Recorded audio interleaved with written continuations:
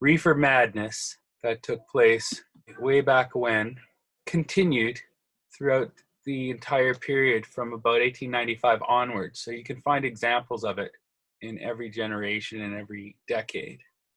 Yeah, I tried. I tried googling it. Like, it's not in a symmetry. I would say that they're all over, even from 1895 to 1938. The Flexner Report was written in 1910 by a guy named Abraham Flexner. Wrote it on behalf of the Carnegie Foundation and the Rockefeller Foundation. And he basically said, well, these eclectic schools of medicine, the herbalists and the non-proprietary medicines, they are dirty. There's dirt. They garden and they get dirt on them, and it's not clean and it's not scientific, and therefore people who give money to herb schools should stop giving it to or people who give money to medical schools should stop supporting the herbalists and should just give it to the pills, knives, and needles people. The destruction of the herb schools, that started with the Flexner Report in North America. And then another thing happened here. Have you heard of the Skull and Bones fraternity at Yale? Oh yeah, that became CIA eventually. We'll talk about it later. Yeah. So Well, this is 1909 was the first international drug control meeting held in Shanghai. It was basically set in motion by guys from Skull and Bones. Oh, okay. So were the Skull and Bones already, registered, or they were in existence in the 1830s? Oh wow! It's an old fraternity at Yale. So they put into place the drug control treaties because they were basically founded by drug smugglers. Who were the key people at that time that put this treaty together? Well, have you heard of a guy named William Howard Taft? Taft was the only human ever to be both president of the United States and Chief Justice of the Supreme Court of the United States. His father was one of the co-founders of Skull and Bones. Oh. And he was also governor of the new U.S. colony, the Philippines, where they first tried out drug prohibition in the 20th century. That was the first place they gave it a try. In Philippines. Yeah.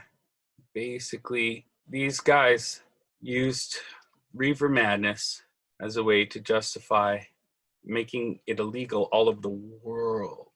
Yeah, and that started in 1912 in the second of the International Drug Control Treaty meetings. The Harrison Narcotic Act was put in place by another Skull and Bones guy, who was also another governor of the Philippines. It was very, very funny coincidence there.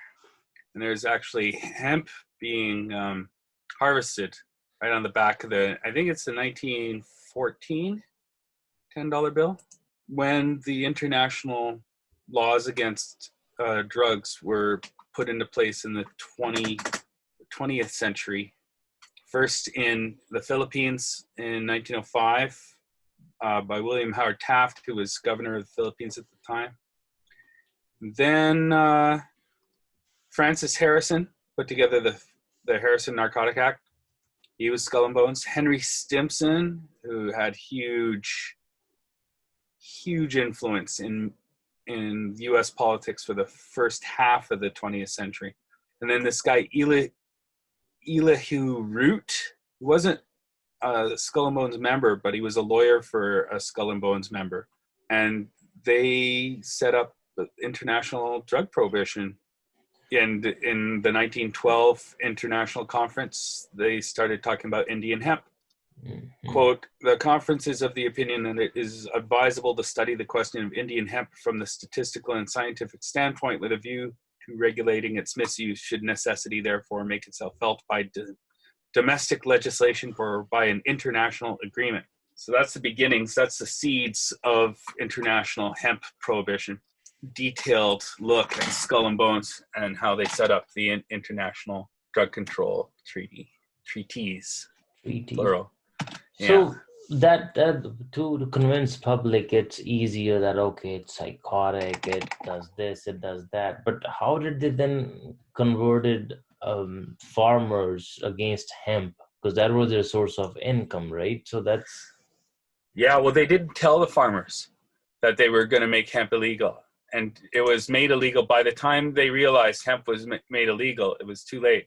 What they did was they called it marijuana and then just made it illegal by calling it marijuana. And then suddenly, oh, you're going to need a tax stamp to grow hemp. And then they stopped handing out any tax stamps. So they kind of did it in a very sneaky way. Yeah, when they talked about making cannabis illegal, they only talked about making marijuana illegal. They didn't mention they were also going to make hemp illegal. okay. So by the time people realized hemp was also going to be illegal, it was too late. It was illegal. Wow. Influence in setting up the first international drug control treaties.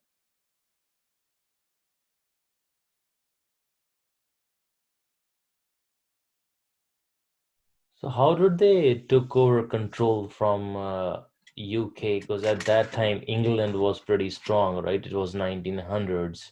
Here's what happened there. The U.S. became a colonial power in the late 1890s, Yeah. by taking over Cuba and the Philippines, Hawaii. So what was the opium? So did they, because the opium dens were common too at that time. So they, Well, it started first with opium in Canada.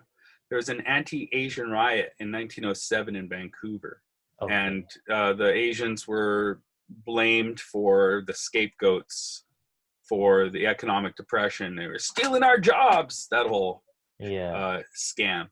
And so instead of blaming the bankers or the government, they blamed the Asians for stealing all the jobs, and they ran through Chinatown and they smashed a whole bunch of windows. The Chinese business people asked for the Canadian government to pay for the damage. And the Canadian government sent this guy named William Lyon Mackenzie King, Okay. who would become Prime Minister of Canada, but back then was Deputy Minister of Labor. Okay. And he talked to some white people and talked to some Chinese missionaries and visited some opium dens and decided to blame the whole riot on opium. He said white women and girls are going into these dens. Okay. And played on parental hysteria and fear of racial mixing, and wrote up the Anti-Opium Act of 1908, made opium illegal all across Canada. And that was the first anti-drug law, national anti-drug law in North America. Oh, all right. Yeah, and interestingly enough, the Anti-Opium Act of 1908 was written by William Lyon Mackenzie King, and the Flexner Report of 1910 was written by Abraham Flexner, and they were both eventual employees of John D. Rockefeller Sr. Wow. So another link, yeah, of influence of the Rockefellers in drug policy. That's very interesting too. That is the history of Bayer and Exxon. And Exxon, of course, used to be called Standard Oil. Yeah. And it was owned by the Rockefellers. The Rockefeller family, along with the corporations that surround Bayer in Germany, are the biggest war profiteers in the world. Drug wars, world wars, oil wars, any kind of wars. They make money off those wars. They start them, and then they cash in on them. They didn't give a shit about anything. Well, they care about making money. Create all kinds of suffering in order to make some money. War is a Racket. It's a documentary. War is a Racket is an excellent book by Smedley Butler. It's a guy who pays the piper who gets to call the tune. The people who finance elections are the ones that are ultimately calling the shots. I have one question. Sure. In 1900s, before World War, because didn't they need hemp to grow for making ropes and stuff? Good question. People who invented nylon, DuPont, Okay. Invented it in 1937, the year hemp was made illegal. Oh, wow. And before that, they used other plants, uh, different kinds of rope plants as substitutes. When they took over the Philippines, they got a Okay. whole bunch of new sources of different rope plants instead of, they got something called Manila hemp from the Philippines in Manila. And Okay. so that's they had used substitute plants before 1937, and after 1937 it was nylon. I want to know the wolf pack, like who were the wolf pack? They're not focused on these guys. Okay, these guys and how they from one guy. Look in look into two groups of people. Look into the people around the Rockefellers, Yep. and then look into the people who are in Skull and Bones, because Skull and Bones controlled the illegal economy, and the Okay. Rockefellers controlled the legal economy. Yeah, because I want to like tell people, okay, this is how it started, and this is how it's structured, and this is how much they're making money like a corporate. Like this is a legal and illegal corporate structures working parallelly. So that's what I want to show that okay. Yeah. So check that out, and we'll talk again next.